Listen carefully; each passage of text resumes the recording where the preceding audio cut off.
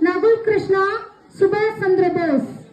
Good morning, everyone. My name is Nagul Krishnan. I am studying third standard. Today, 78th Independence Day, presenting a role of Netaji Subhash Chandra Bose.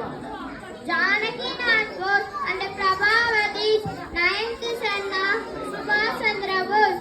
He was born on 23rd January 1897 in Cuttack, Odisha. His family were North Bengali family.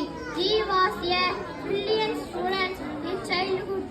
He passed the Indian Civil Service examination conducted by British government.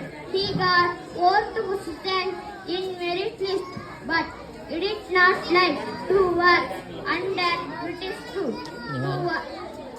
Who came back to India in 1921. He decided to save motherland.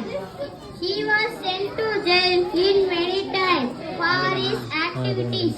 In 1938, Subhash Chandra Bose became the President of Congress.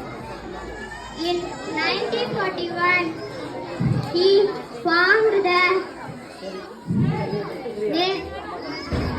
Indian National Army. He strongly supported the President of Congress.